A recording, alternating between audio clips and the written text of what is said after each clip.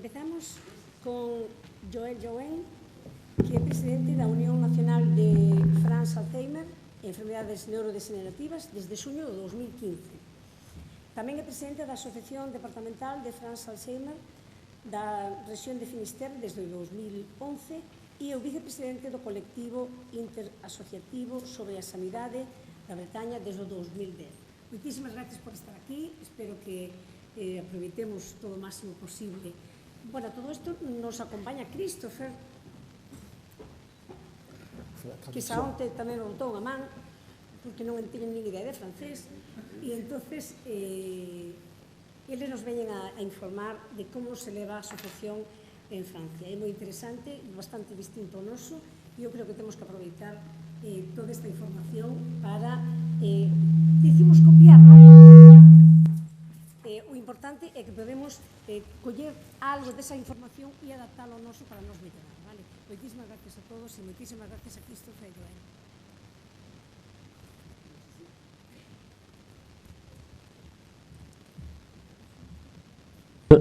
Sí, funciona. Muy buenos días a todos. Muchas gracias por estar aquí y muchas gracias por invitarnos a participar en este evento. Antes de dar la palabra al señor Jouen, presidente de France Alzheimer, le quiero un poco presentar nuestro enfoque. Vamos a tener dos momentos de nuestra presentación. El primer momento va a ser la presentación de todo lo que ha hecho lo que es la política pública en el área de la enfermedad de Alzheimer en Francia desde hace unos 10 años y cómo nosotros como asociación de familia hemos contribuido a la definición de esas políticas. Y en la segunda parte, después de la intervención del señor Jouen, yo presentaré un poco la Asociación France Alzheimer, cómo funcionamos, cuáles son los financiamientos que tenemos y cómo intentamos ayudar a las familias y a las personas enfermas. Entonces, en el primer momento voy a dar la palabra al señor Jouen, que va a presentar un poco los distintos planes Alzheimer que hemos tenido esos 10 últimos años. Muchísimas gracias.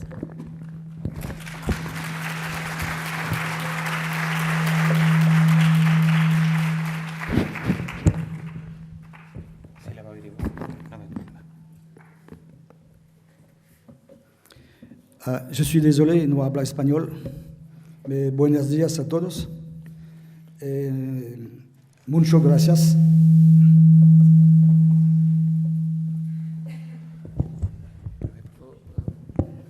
Pour l'organisation. Et c'est la traduction, c'est un très très grand plaisir pour nous, France Alzheimer.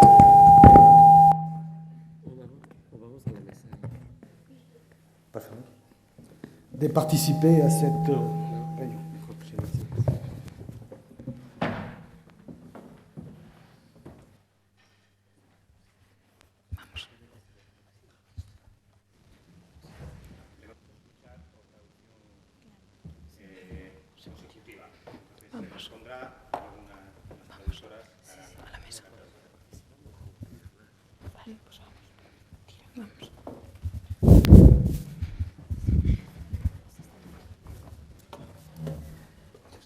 Pero aquí o... Si están estas cosas.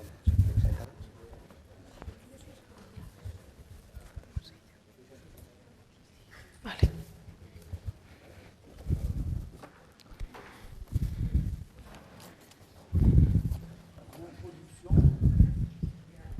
En introduction, quelques chiffres. L'estimation de la prévalence de la maladie d'Alzheimer la plus souvent avancée en France est de 0,5% avant 65 ans, 2 à 4% après 65 ans. Elle augmente fortement avec l'âge pour atteindre plus de 15% à 80 ans. Appliquée à la population française, ces proportions permettent d'estimer à 860 000 le nombre de personnes souffrant de la maladie d'Alzheimer ou d'une maladie apparentée chez les sujets de 65 ans et plus. Ils seront 1 300 000 en 2020, selon les estimations de l'INSERM. Antes de nada, vamos a dar algunas cifras. Las cifras estimadas de prevalencia del Alzheimer, una de las enfermedades más avanzadas en Francia, es de 0,5% antes de los 65 años y de 2 a 4% después de los 65 años. Esto aumenta considerablemente con la edad, superando el 15% a los 80 años.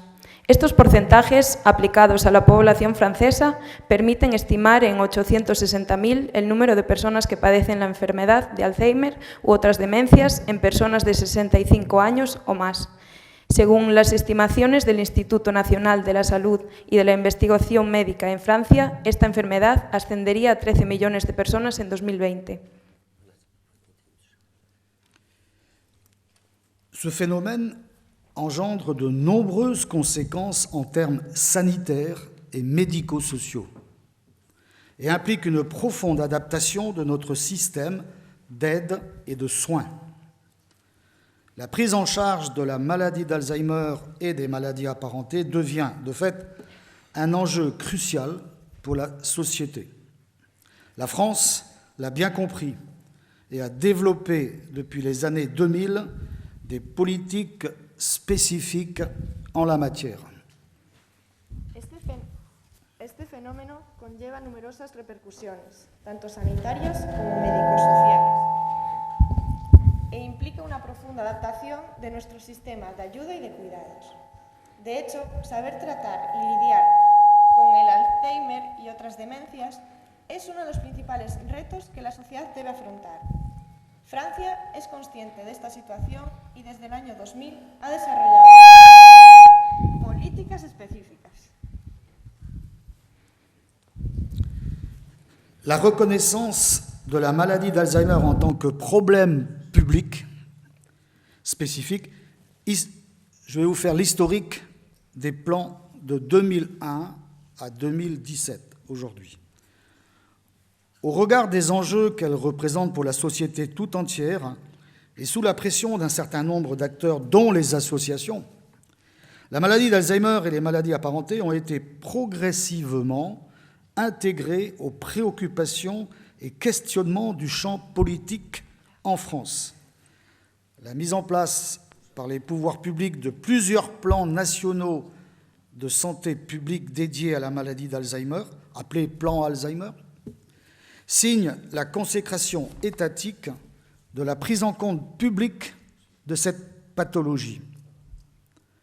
Il s'agit là d'une spécificité internationale et européenne, car peu de pays ont mis en place des politiques spécifiques de prise en charge de cette maladie.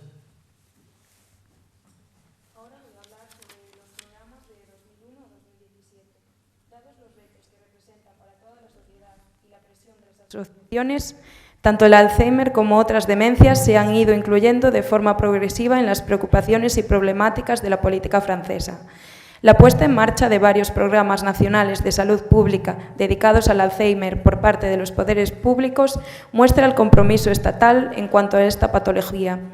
Se trata de una especificidad internacional y europea, dado que pocos países han establecido políticas específicas para el tratamiento de esta enfermedad.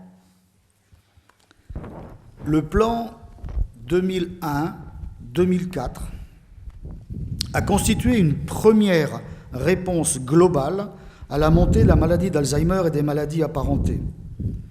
Doté de 910 millions d'euros sur 5 ans, ce plan est considéré comme le premier vrai acte politique à l'égard des personnes malades et de leurs proches.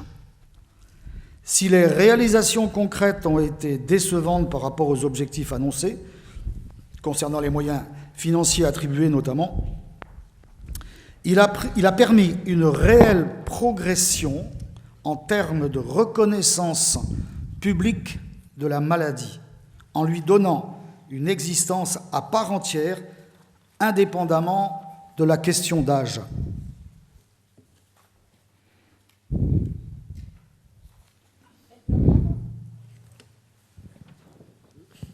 Hola. El programa 2001-2004 era la primera respuesta global frente al aumento de casos de Alzheimer y otras demencias. Con una financiación de 910 millones de euros para 5 años, Este programa fue el primer acto político que ayudaba a las personas afectadas por esta enfermedad y a sus familiares. A pesar de que no se alcanzaron los objetivos iniciales, sí que se consiguió un progreso real en cuanto al reconocimiento público de la enfermedad.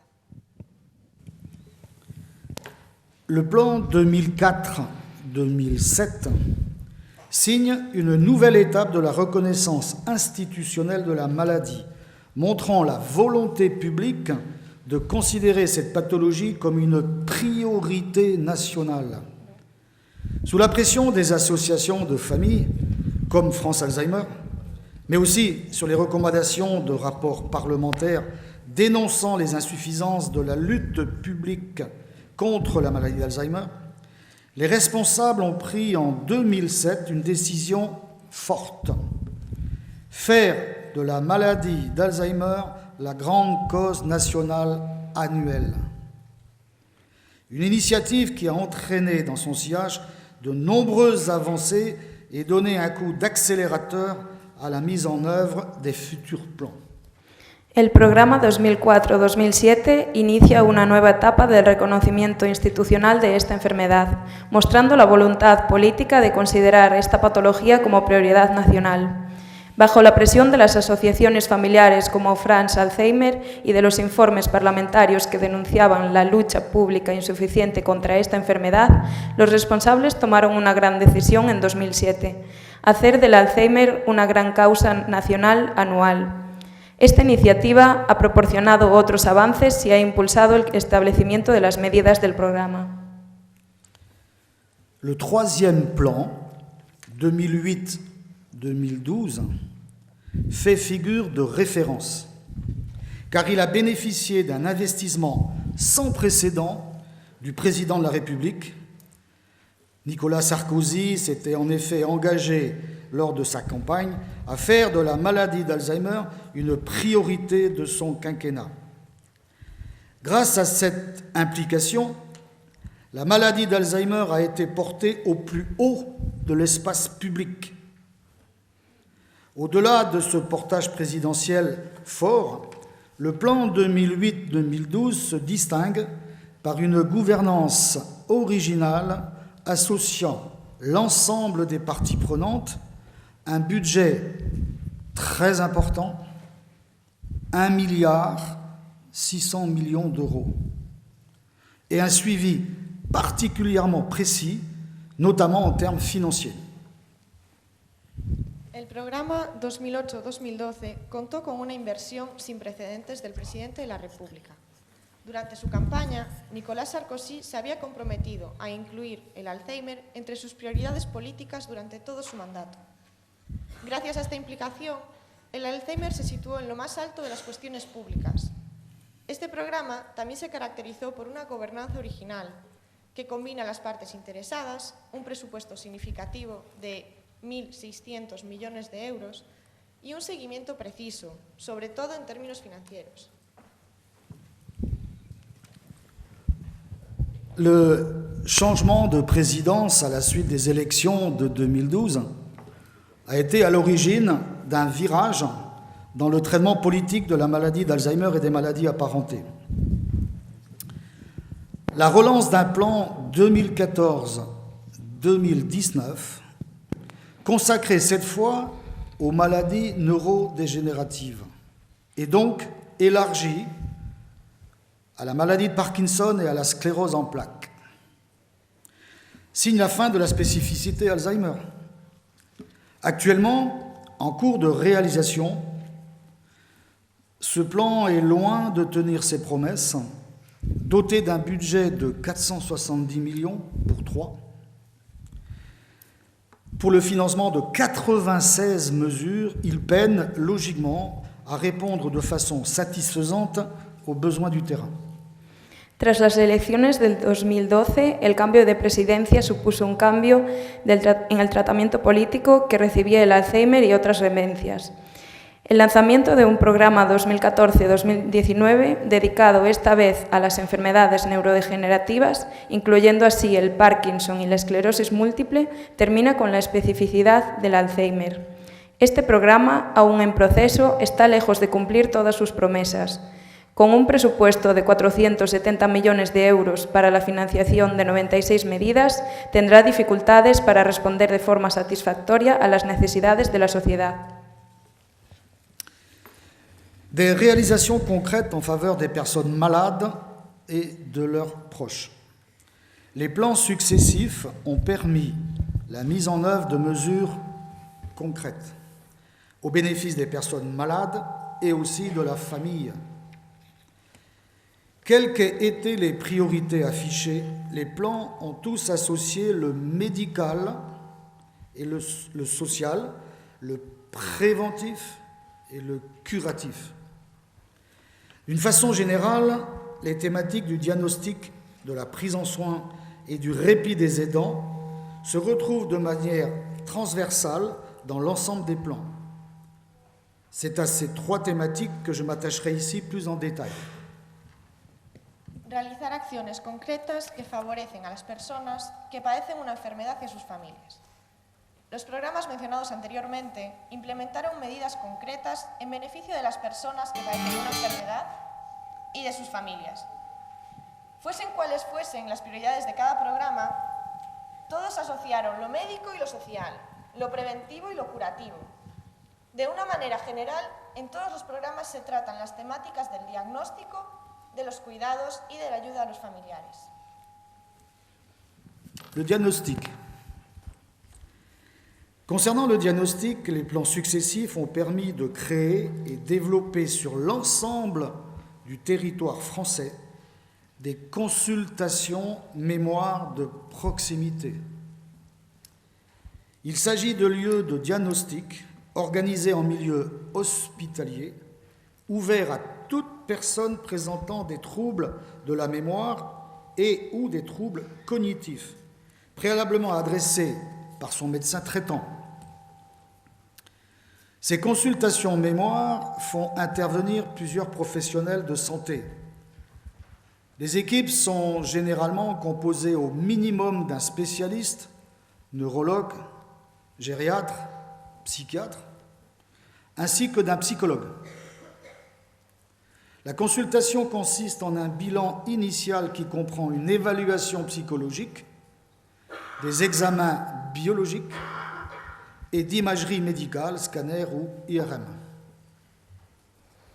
En cuanto al diagnóstico, estos programas han permitido crear y desarrollar en todo el territorio francés las consultas de memoria. Las consultas de memoria son centros de diagnóstico situados en el medio hospitalario y están abiertos a toda persona que presente trastornos de la memoria y o trastornos cognitivos, anteriormente diagnosticados por su médico de cabecera. Estas consultas de memoria requieren la intervención de varios profesionales de la salud. El equipo suele estar formado por al menos un especialista, neurólogo, geriatra o psiquiatra y un psicólogo.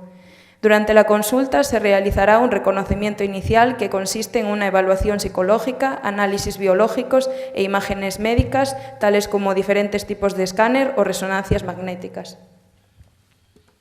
La consultation mémoire a pour objectif d'évaluer les troubles de la mémoire de la personne afin d'établir un diagnostic précoce, de proposer un traitement et d'élaborer un plan d'accompagnement personnalisé. Ont également été créés dans le cadre du plan Alzheimer 2001-2004 des centres mémoire de ressources et de recherche.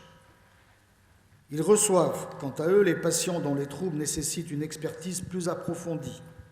Ils ont un rôle d'expertise en cas de diagnostic complexe.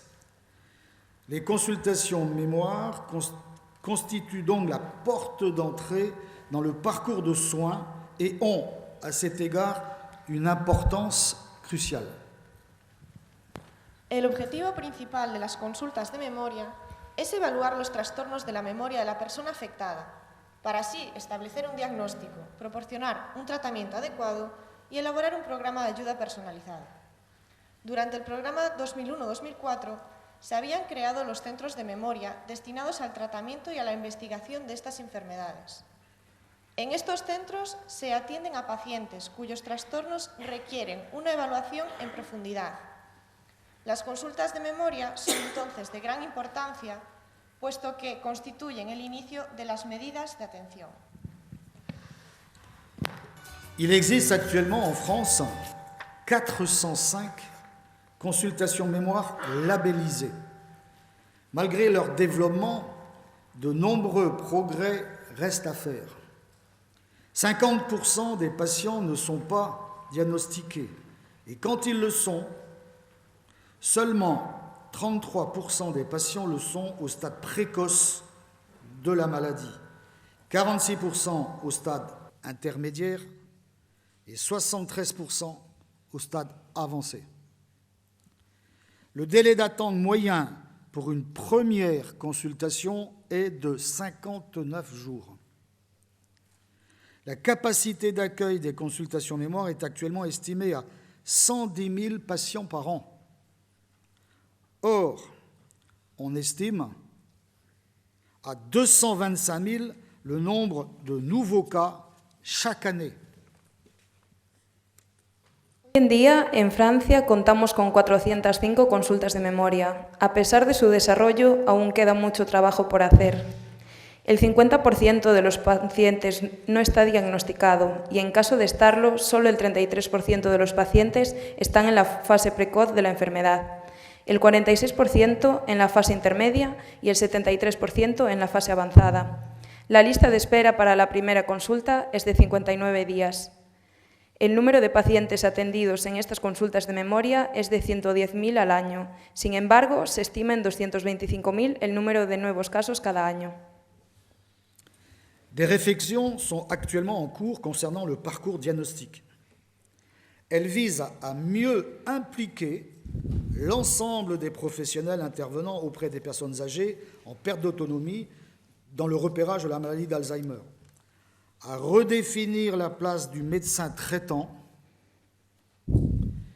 dans le parcours de soins et à envisager un parcours diagnostic en ville comme alternative à celui proposé en milieu hospitalier, afin d'achever la couverture territoriale de l'offre.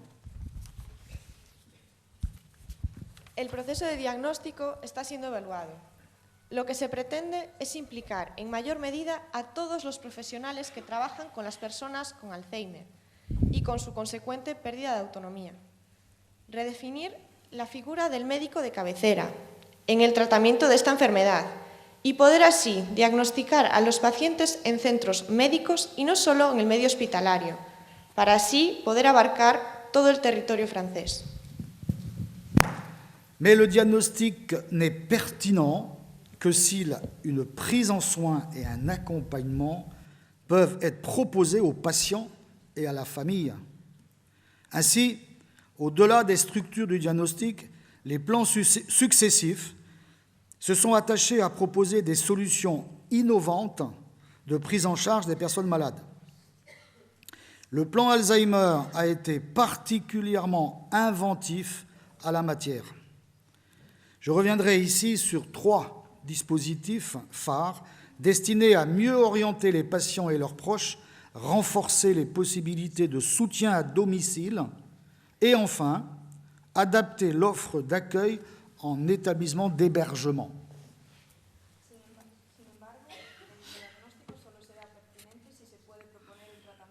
Programa de acompañamiento al paciente y a su familia. De esta manera, los distintos programas mencionados anteriormente también proponían soluciones innovadoras para el tratamiento de los pacientes. Entre ellos destaca el programa 2008-2012. Ahora hablaré de 3 programas esenciales destinados a una mejor orientación de los pacientes y de sus familias, a las ayudas en el hogar y a las opciones de alojamiento en centros especializados. Des solutions innovantes en prise de soins, La Maya. Création d'un guichet unique pour l'orientation des familles. La maladie d'Alzheimer a ceci de particulier qu'elle se situe à la croisée de divers champs et de fait entre en interaction avec de nombreuses thématiques: handicap, dépendance, maladie chronique, avancée en âge. Par ailleurs, les particularités de la maladie d'Alzheimer nécessitent une organisation spécifique des soins qui prend appui tant dans le secteur sanitaire que dans les secteurs social et médico-social. Cette structuration spécifique se caractérise par un système complexe marqué par la multiplicité des acteurs et des intervenants. Ainsi, une personne âgée dépendante bénéficie en moyenne de l'intervention de 3 professionnels et pour un quart d'entre eux, de 6 professionnels ou plus. Il en résulte que les familles, une grande incompréhension et une difficulté à savoir vers qui se tourner et à qui demander de l'aide. La creación de un centro para orientar a las familias. El Alzheimer es una enfermedad que se asocia con distintas temáticas: la discapacidad, la dependencia, las enfermedades crónicas o la edad avanzada. De hecho, las especificidades de esta enfermedad implican una organización específica del tratamiento y del cuidado del paciente, tanto por parte del sector sanitario, social y médico-social. Este sistema complejo se caracteriza por la multiplicidad de las partes implicadas. Es decir, normalmente una persona mayor dependiente recibirá la ayuda de 3 profesionales. Sin embargo, la cuarta parte de este grupo de personas recibirá la ayuda de 6 o más profesionales. Esto puede originar graves problemas para las familias, puesto que no saben a quién dirigirse. Face à cette complexité qui peut desservir aussi bien les personnes atteintes de la maladie et leurs familles que les professionnels, le plan Alzheimer 2008-2012 ambitionnait de mieux coordonner les acteurs et les financeurs dans le but de simplifier la vie quotidienne des personnes malades, d'améliorer le bien-être des aidants et d'apporter les meilleurs soins et services pour tous.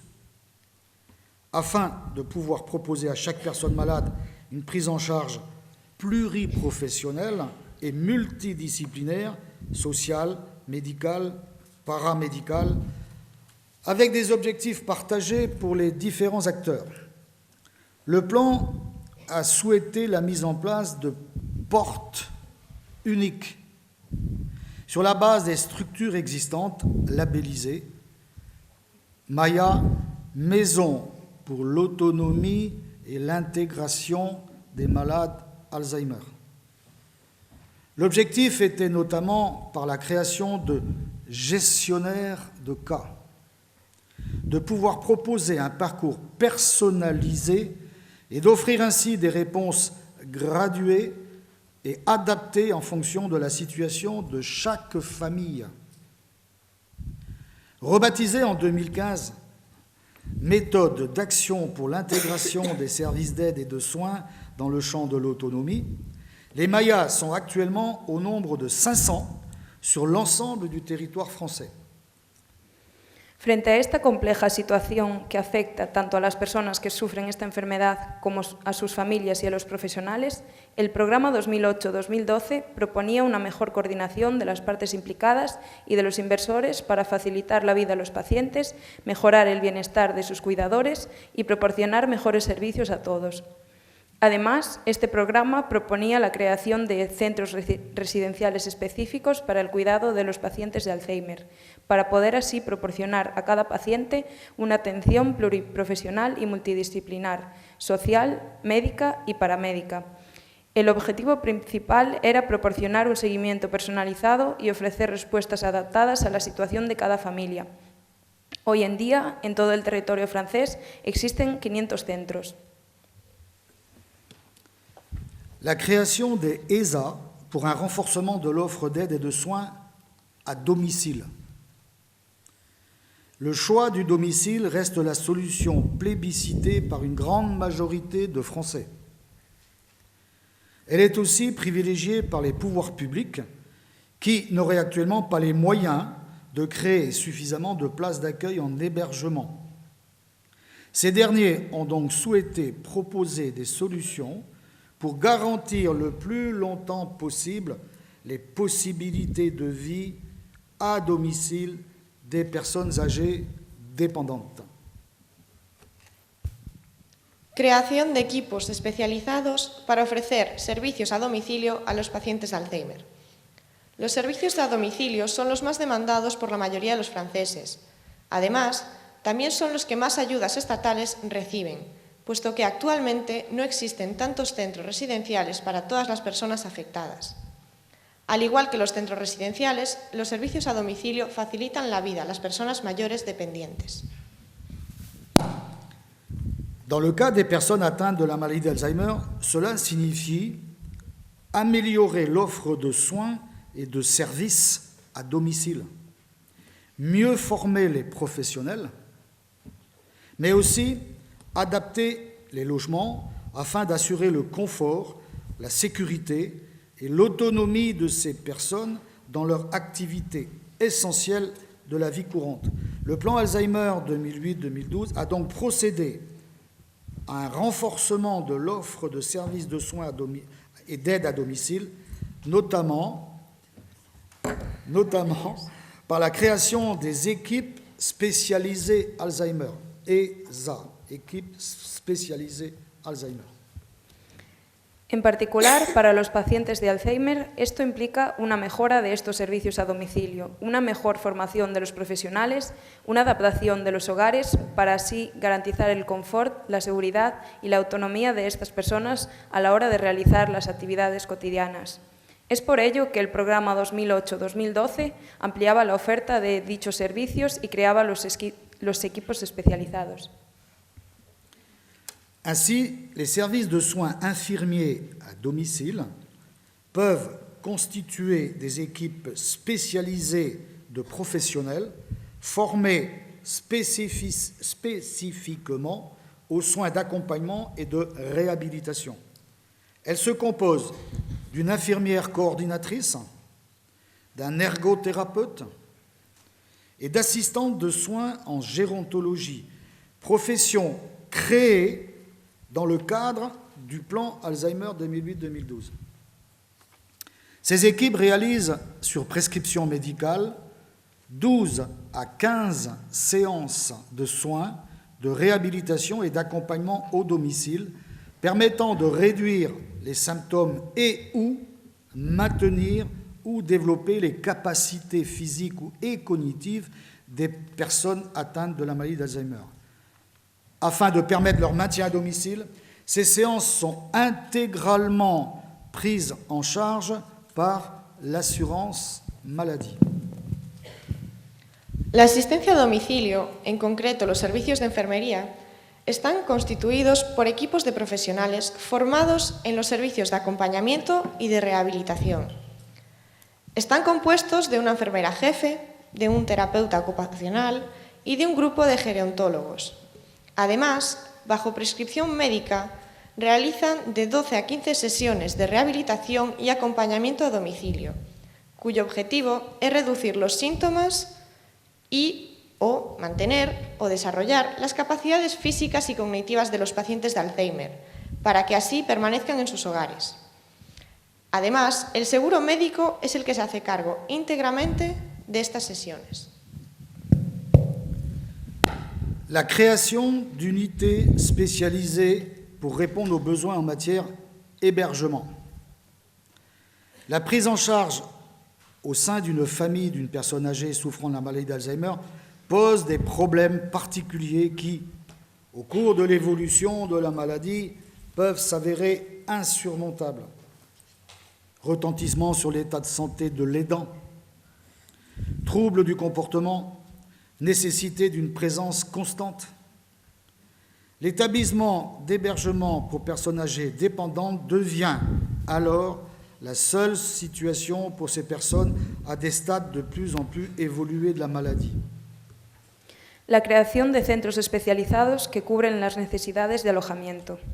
Para una familia, el hecho de hacerse cargo de una persona mayor que padece Alzheimer puede originar ciertos problemas irremediables que se agravarán con la evolución de la enfermedad, como por ejemplo las repercusiones en la salud de la familia, los trastornos del comportamiento, la dependencia, etc. Es por ello que los centros residenciales para personas mayores dependientes son la mejor solución para pacientes en fases avanzadas de la enfermedad. Pour faire face à l'insuffisance de places en EHPAD et à la difficulté d'adapter les établissements à des prises en charge différenciées et évolutives en fonction de la gravité de l'état de la personne malade, le plan Alzheimer 2008-2012 s'est attaché à relever 2 défis majeurs. La poursuite de la création de places, mais aussi l'adaptation des modalités d'organisation des EHPAD aux besoins spécifiques des personnes atteintes de la maladie d'Alzheimer, seul moyen d'éviter les hospitalizaciones répétées.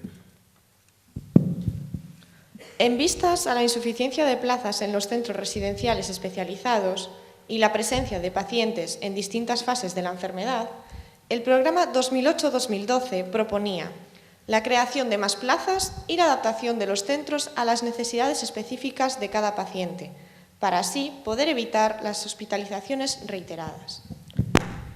Ont donc été mises en place des unités spécifiques capables de proposer aux patients souffrant de troubles comportementaux des activités adaptées avec des professionnels spécifiquement formés et en nombre suffisant.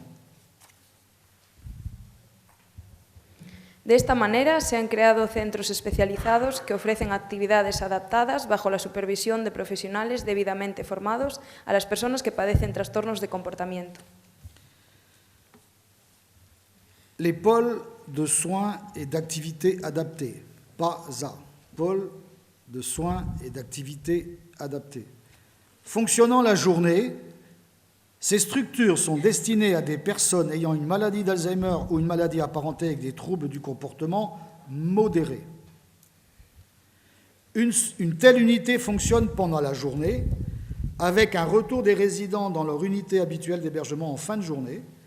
Elle repose sur l'aménagement de quelques pièces, une salle d'activité, des sanitaires, et d'une zone de déambulation, et sur la prise en charge par du personnel formé, soins spécifiques et réadaptation, et en nombre suffisant. Les unités d'hébergement renforcées, UHR, composées de 10 à 15 places, sont des lieux de vie.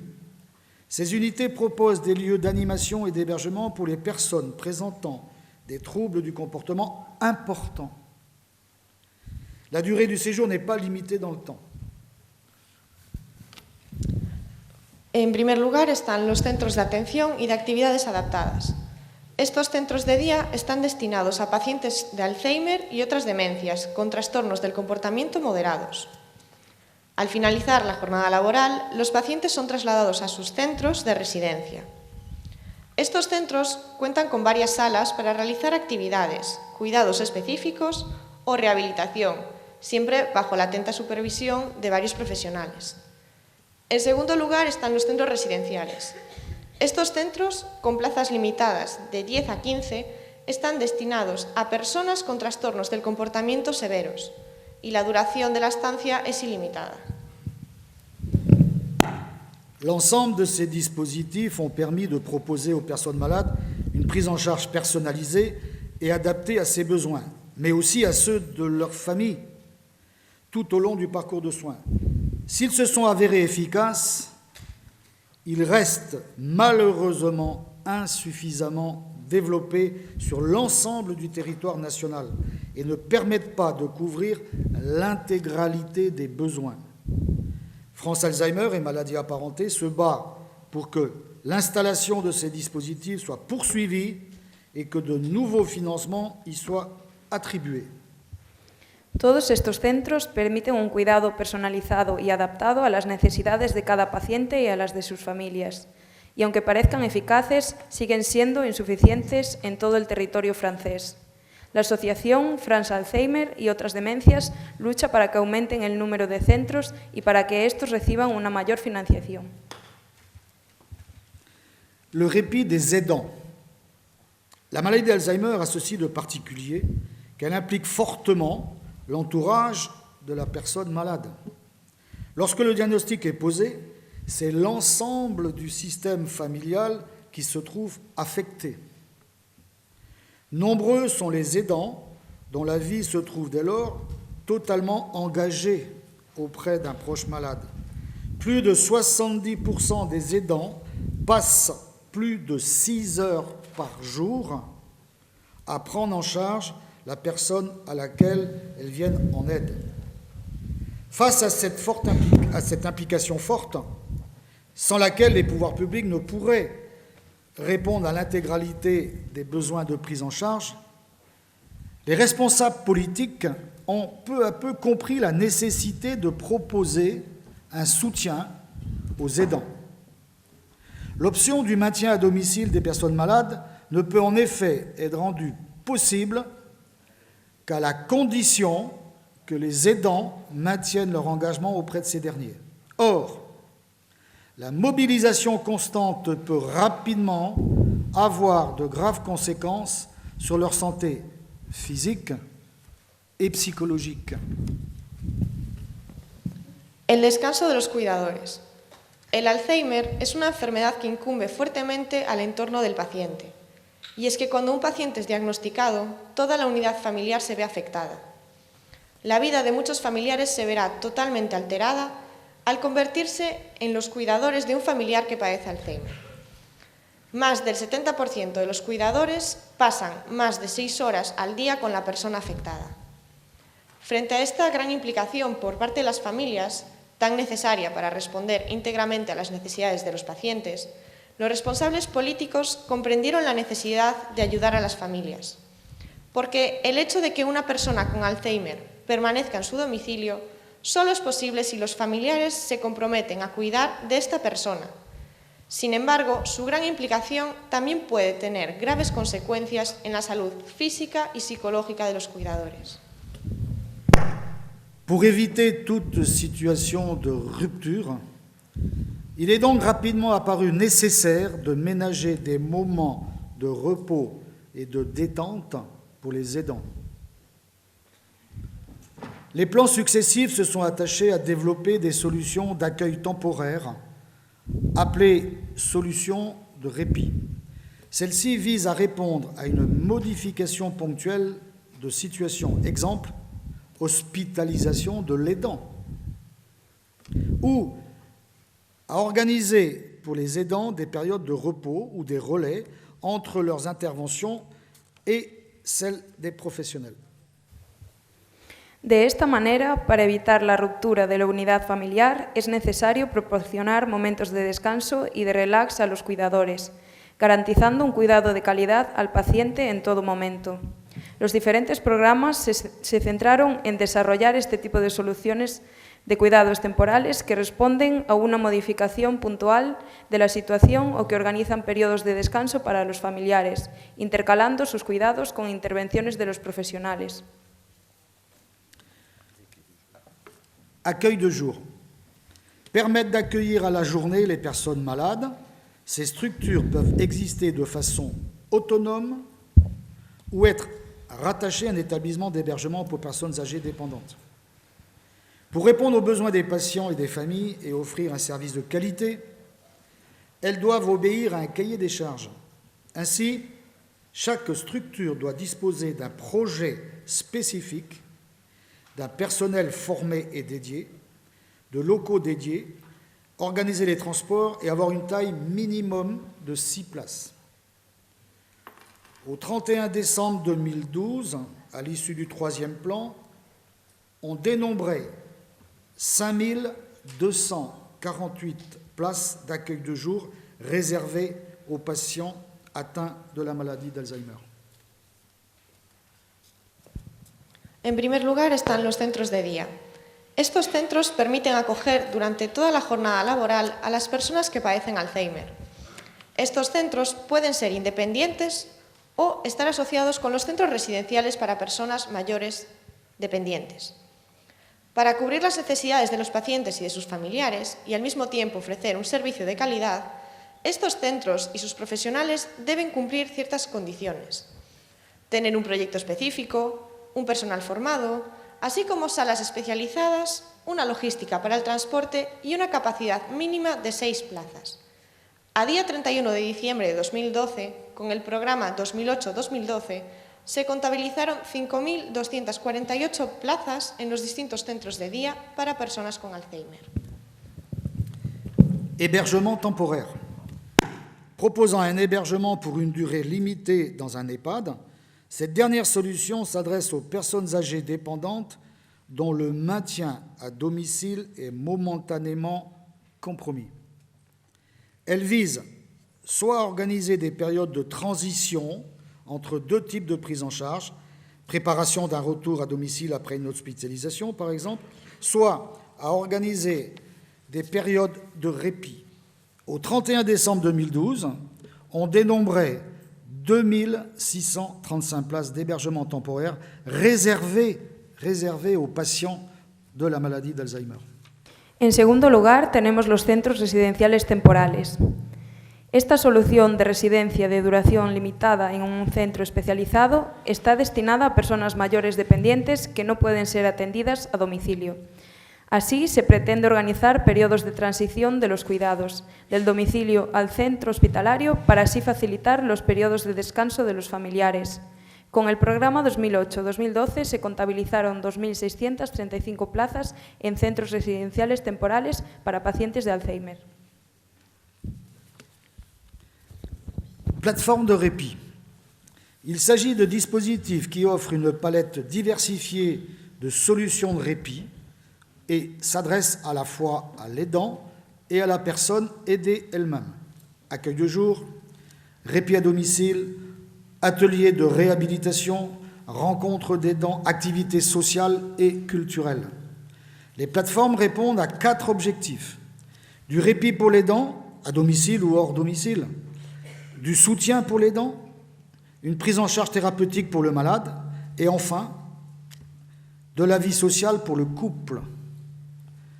Au 31 décembre 2012, on dénombrait 5248 places d'accueil de jour réservées aux patients Alzheimer. En tercer lugar están los programas de descanso. Estos programas ofrecen una gran variedad de soluciones de descanso tanto para los familiares como para los pacientes. Por ejemplo, centros de día, descanso en el domicilio, talleres de rehabilitación, reuniones con otros familiares, actividades sociales y culturales. Estos programas tienen 4 objetivos principales: el descanso de los familiares, el apoyo a los familiares, el cuidado terapéutico para el paciente y las interacciones sociales para ambos. A día 31 de diciembre de 2012, con el programa 2008-2012, se contabilizaron 5.248 plazas en centros de día reservados a los pacientes con Alzheimer. Malgré leur efficacité, ces dispositifs de répit sont souvent sous-occupés et souffrent encore de plusieurs lacunes. Mauvaise répartition sur l'ensemble du territoire national, difficulté d'accès des familles pour des raisons financières. Le reste à charge pour ces structures est estimé à 30 € par jour. Des freins psychologiques liés au fait de se rendre dans une structure extérieure. Centros y programas suelen estar muy demandados y siguen teniendo carencias, tales como una mala repartición en el territorio francés, el difícil acceso a las familias por motivos financieros, ya que el precio medio suele ser de 30 € al día, los impedimentos psicológicos vinculados al abandono del domicilio, etc. Pour faire face à ces difficultés, France Alzheimer et maladies apparentées se bat pour que des solutions y soient apportées. Elle a notamment obtenu, aux côtés d'autres acteurs, qu'un droit au répit des aidants leur soit également reconnu.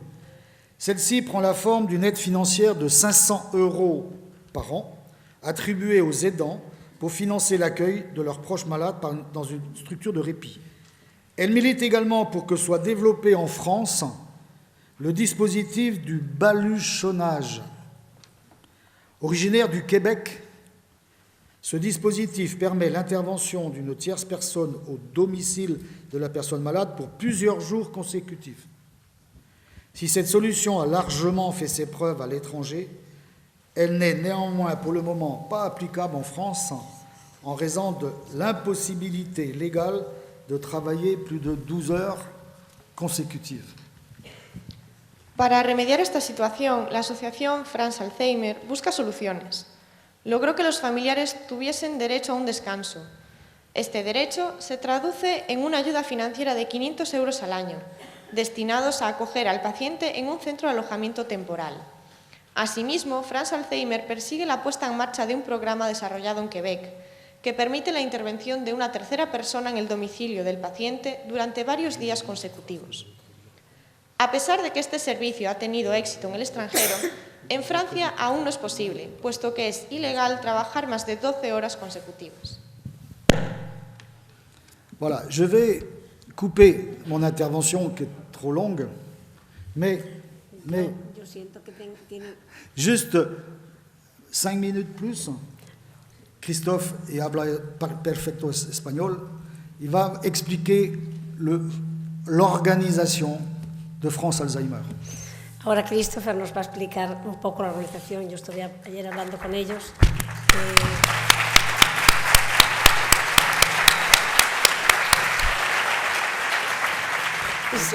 Muchas gracias, voy a intentar ser rápido. Siento mucho que hayamos cortado la exposición de Joel tan pormenorizada y tan espléndida. No entendemos, no hay problema. Muy rápidamente, como han visto, hemos sido asociados a todos los planes Alzheimer que se han desarrollado esos 10 últimos años. Hemos trabajado muchísimo en el plan anterior, el plan 2008-2012, de forma muy cercana con la presidencia, y ahí se han desarrollado muchísimas iniciativas y sobre todo financiamientos para las familias y las personas enfermas. Desde 2012, desgraciadamente, el plan nacional está muy flojo, podemos ser bastante honestos, y de alcance muy limitado. Entonces, como nosotros, como France Alzheimer, ¿qué estamos haciendo en paralelo a todo eso?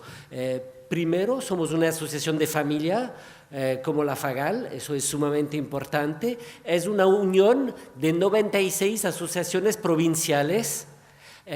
No es una federación, es una unión. Tenemos 4 mandatos estatutarios. El primero es la ayuda a las familias. El segundo es la capacitación de cuidadores familiares y capacitación profesional. El tercero es la investigación. Financiamos por 1,5 millones de euros cada año programas de investigación. Y el cuarto es el apoyo al desarrollo de políticas públicas. Por eso hemos tenido este enlace muy cercano con los planes Alzheimer previos y con este plan Alzheimer. Funcionamos de forma muy centralizada, porque aquí así funciona Francia. Tenemos un presupuesto anual de 15 millones de euros que financia 3 tipos de acciones que implementan las asociaciones provinciales. Uno son la ayuda a los cuidadores familiares. Tenemos un programa de capacitación nacional para cuidadores familiares. Hemos capacitado a 6.000 cuidadores familiares en el 2016. Financiamos también grupos de apoyo, 500 grupos de apoyo de cuidadores familiares en todo el territorio. Tenemos acciones para personas enfermas. Tenemos en todas las asociaciones por lo menos actividades de arte-terapia, tenemos talleres memoria, y ahora estamos lanzando un nuevo programa para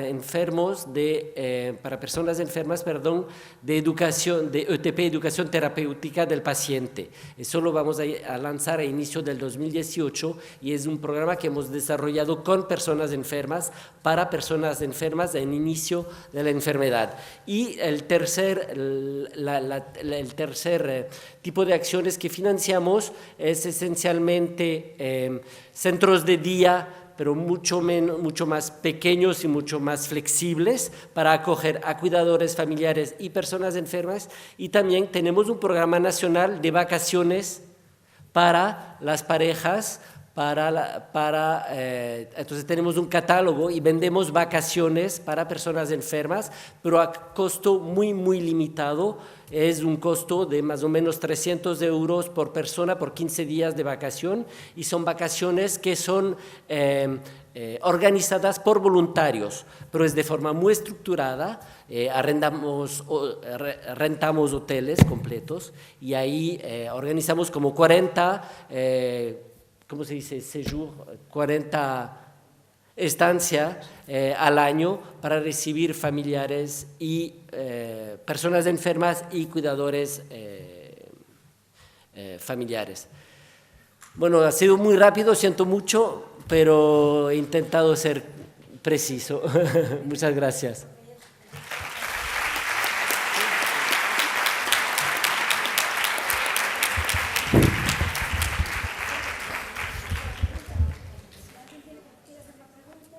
Por favor.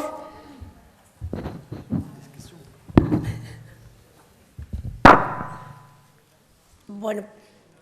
Las consultas de memoria, que usted habló que es una cosa novedosa respecto a España, ¿pueden asistir cualquier persona? ¿Tiene que ir derivada al médico de cabecera? ¿O cómo funciona eso? Es una muy buena pregunta. Normalmente debes tener una prescripción médica, pero en la realidad, ¿cómo se dice? Sí, en la realidad. Sí, en la realidad no es así. Las familias van directamente, ¿por qué? Porque muchos médicos de cabecera no quieren dar la prescripción médica, sobre todo en zonas rurales.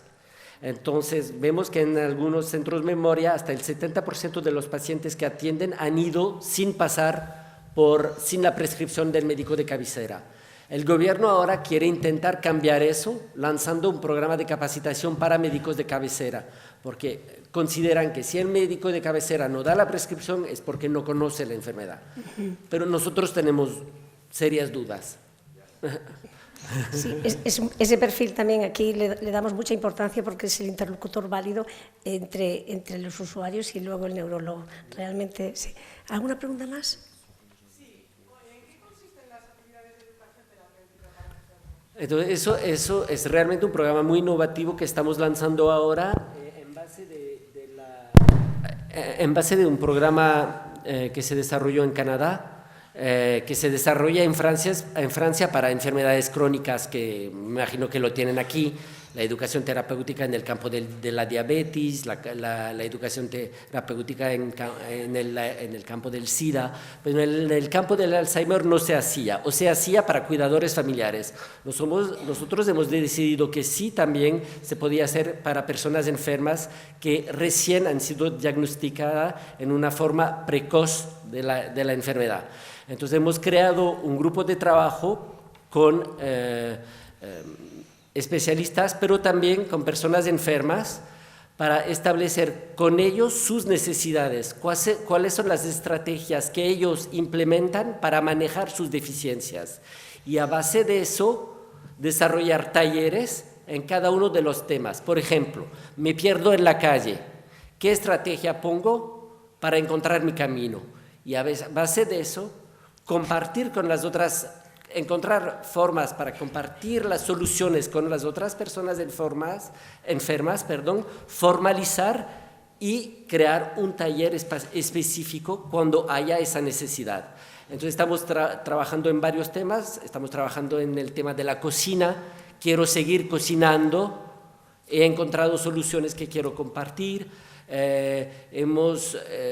no llego a comunicar con mi cuidador familiar porque me pone mucha presión, se ocupa demasiado de mí, pero no me atrevo a decirlo porque no le quiero molestar. Entonces, ¿cuáles son las soluciones que la propia persona enferma puede imaginar para comunicar mejor con el familiar que se encarga de él? Entonces, en eso hemos desarrollado 15 talleres que son co-llevados por personas enfermas con profesionales. Y esos talleres van a estar a disposición de todas nuestras asociaciones provinciales que van a implementar acción dentro de su propia estructura o con consultas memoria. van a ir a visitar las consultas memoria diciendo, vean, si quieren desarrollamos juntos acciones para personas enfermas, ahí están los talleres diseñados y las personas capacitadas, porque al mismo tiempo ya hemos lanzado un programa de capacitación de profesionales, pero también de voluntarios, para que implementen esos talleres dentro de las asociaciones provinciales.